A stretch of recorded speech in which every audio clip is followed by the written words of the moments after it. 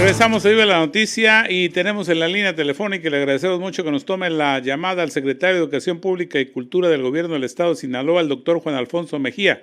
Doctor, qué gusto saludarte. Muy buenos días. ¿Cómo estás, querido Enrique? Muy buenos días. Te saludo a ti y a todo tu auditorio en Viva la Noticia. Muchas gracias, mi estimado doctor. Bueno, pues están en un proceso, entre comillas, de receso vacacional. Yo sé que tú andas pues chambeando, me lo platicabas el fin de semana. Pero bueno, apenas mitad de la semana pasada, hubo una reunión virtual con la Secretaría de Educación Pública del Gobierno de la República y se pusieron en la mesa algunos temas interesantes, que pues hay la idea de restringir presupuestos.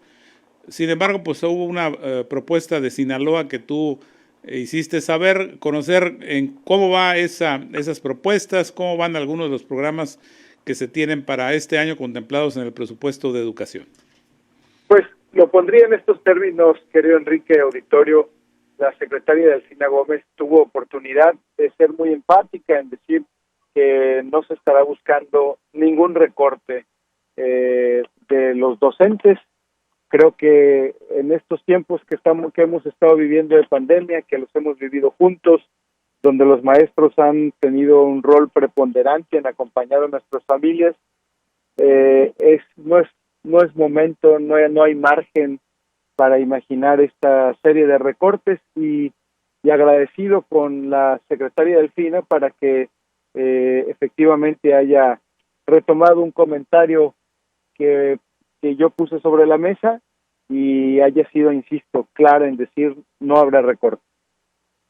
Adelante, Samantha Chover. Secretario, muy buenos días. Sabemos que viene pues el periodo vacacional, como bien lo menciona Enrique, que aunque bien las clases son virtuales, ¿cómo va en este momento la evaluación de este ciclo para los jóvenes y los niños de Sinaloa? Mira, justo vengo en carretera, vengo a Culiacán, estaré teniendo reuniones con el equipo. Déjame poner sobre la mesa que evidentemente tú y el auditorio quizás me han visto menos fuera en estos momentos en calle, porque hemos estado trabajando, replanteando qué es lo que sigue en esta lógica de educación a distancia, sabiendo que nos acercamos a el fin del ciclo escolar, que con eso hay nuevamente grados escolares que le llaman de transición, que es muy importante el que puedan pues pasar de preescolar a primaria, primaria secundaria, secundaria preparatoria y preparatoria en la carrera. Hay niños y niñas que tienen que, o estudiantes universitarios, finiquitar servicio social, laboratorio. Entonces hemos estado trabajando y vamos a seguir en ello, en esta lógica de reforzamiento del aprendizaje. 1, 2, abandono escolar. 3, los centros comunitarios de aprendizaje para que representen una opción más para la comunidad educativa sinaloense. Y en esta opción de los centros comunitarios que se han estado pues trabajando, ¿cómo va la comunicación, secretario? Sabemos que todo tiene que ver pues con las indicaciones que se dé por parte del gobierno federal para poder a lo mejor considerar la opción de retomar las clases presenciales en algún punto de este año. Pero ¿cómo van estas pláticas? ¿Cómo va este contacto que tienen ustedes? Y también esta gestión que se está haciendo para tratar pues de tener una fecha posiblemente. Mira, creo que una de las cosas que necesita la comunidad educativa es certeza, y creo que eso a todos les da tranquilidad, madres, padres de familia, alumnos, evidentemente, docentes, y subrayo lo que he comentado en otros momentos contigo, Samantha, con Enrique, con su auditorio. El centro comunitario de aprendizaje no es regreso, sería habilitar la escuela como una medida adicional que permita combatir el abandono escolar, y esto por dos causas principalmente: la parte del rezago educativo y la otra, la parte socioemocional. Imaginar el regreso a clases donde ya estemos todos de regreso en la escuela, donde estemos todo el día, donde padres y madres de familia recuperemos ese tipo de cotidianidad a la que estuvimos acostumbrados antes del 14 de marzo del año 2020. Eso independientemente habrá que esperar qué pasa con la famosa semaforización, pero yo creo que hoy nos toca concentrarnos en cerrar el ciclo escolar y buscar distintas opciones más allá de ese eventual regreso a clases, del cual a veces se habla, luego a veces se retractan y a veces un poquito sí, a veces un poquito no, y me parece que no es lo que le da certeza a la comunidad educativa. Aquí estaremos concentrados en cerrar y en imaginarnos los centros comunitarios de aprendizaje como una opción más en esta lógica de educación a distancia. Secretario, una de las cosas que empezó a hacer pues una esperanza, sobre todo para los maestros, era esta solicitud que hizo el gobernador al presidente López Obrador en su visita a Sinaloa en el tema de vacunación a los maestros. Si bien es una parte de lo que se necesita, ¿cómo va este proceso, secretario, para que en este caso los maestros puedan acceder a algo que para ellos en lo individual es muy importante, pero por supuesto que para este sector de la vida, de la actividad productiva y bueno, nada más y nada menos que de la educación, se pueda dar? No, bueno, y diría para ellos y para nosotros, para ti, que sé que eres un apasionado del tema educativo, para Mari, que sé que es una abuela que está ahí siempre muy cercana a sus nietos. Yo creo que lo más difícil lo logró el gobernador Quirino Ordaz y fue esa declaración, posicionamiento del presidente de la República aquí en Sinaloa respecto a la vacunación de los docentes. Luego ahora corresponde a la maquinaria del gobierno federal, del gobierno de la República, el hacer realidad el posicionamiento verbal de parte del presidente de la República. Nosotros a los 3 días habíamos enviado ya un primer corte sobre el padrón de docentes para que fueran vacunados de modalidad pública, modalidad privada, de todos los niveles. Sin embargo, 4 o 5 días después, el propio presidente anunció en el ejercicio de la mañana que hace todos los días con la opinión pública, que primero terminaría de vacunar a los adultos mayores en las 2 dosis para luego pensar en los maestros. En Sinaloa necesitamos 140,000 dosis para los docentes. Hablando de las dos tandas, es decir, son 70,000. Así es que yo creo que mientras esa línea corre, Enrique, habría que encontrar, insisto, concentrarnos en esta otra parte que es cerrar el ciclo escolar, cerrar de la mejor forma, pensando en que esa parte de la vacunación, pues veremos cómo la implementa el gobierno federal.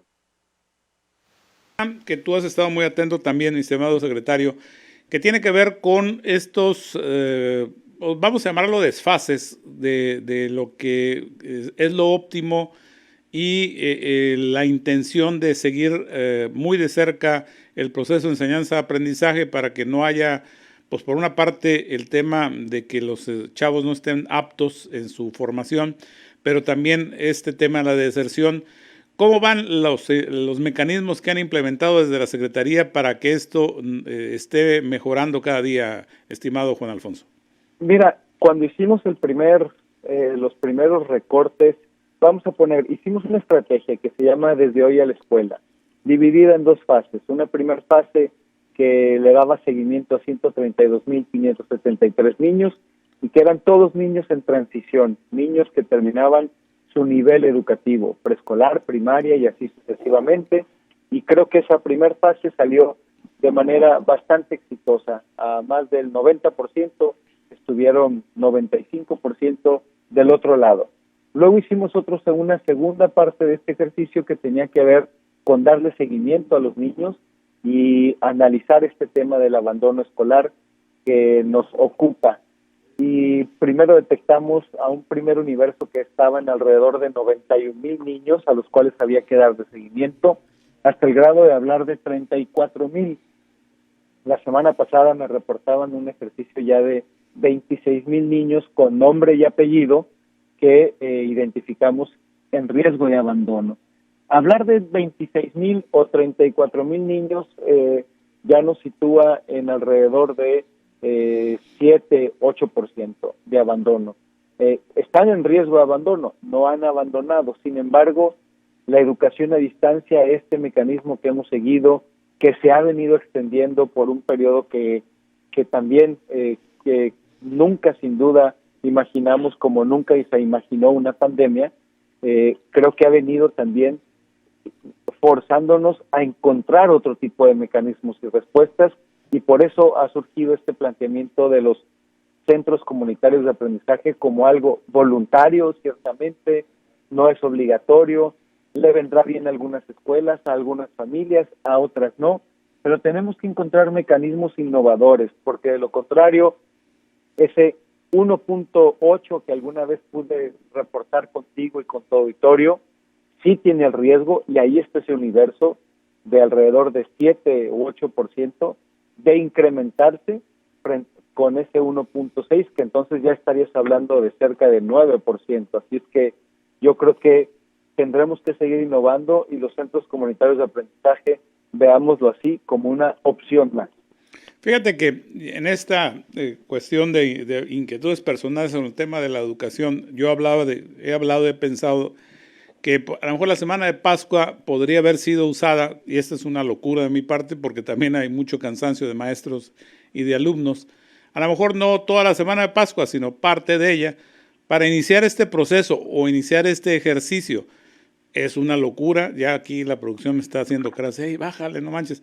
Pero sí, o sea, finalmente estamos en situaciones diferentes y tenemos que tomar decisiones diferentes. Pero bueno, es interesante esto que tú planteas, y ojalá se generen las condiciones para que la gente pueda asistir a este proceso que ustedes están pues ofertando, para los efectos de que todos estén ahora sí que en el mejor nivel en medio de esta pandemia, mi estimado Juan Alfonso. El lunes 12 de abril, querido Enrique, hay un consejo técnico escolar. Para ese lunes 12 de abril nosotros queremos hacer una propuesta con los docentes para que conozcan todos unos lineamientos que hemos venido trabajando, que les darían una guía a los docentes que así lo decidan, para quienes puede llegar a ser muy funcional. Para eso tenemos que darles un marco jurídico adecuado, que era uno de los temas que insistía yo con la secretaria y con el subsecretario López-Gatell, y que tendría que tener pues toda una dinámica y guía para docentes, pero también para padres de familia. Eso es lo que hemos venido trabajando. Nosotros, al tener nombres y apellidos de niños y niñas en riesgo de abandono, pues tenemos ubicadas el tipo de escuela que nos gustaría, que imaginar esta lógica de apertura.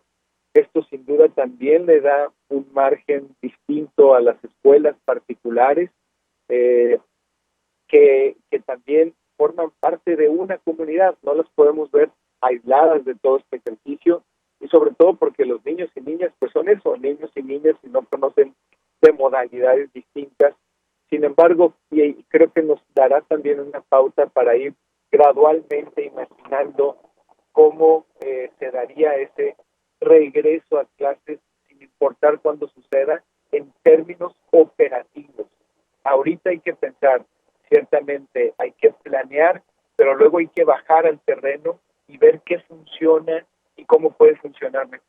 Y en esos términos. Sí, efectivamente, una señora me dice que no ande preguntando, que pregunte más bien cuándo se termina esto de lo virtual. Pues sí, yo adelanté que era una locura de mi parte, pero bueno, finalmente este proceso está ahí y hay que estar muy atento. Juan Alfonso, te agradezco mucho que nos hayas tomado la llamada.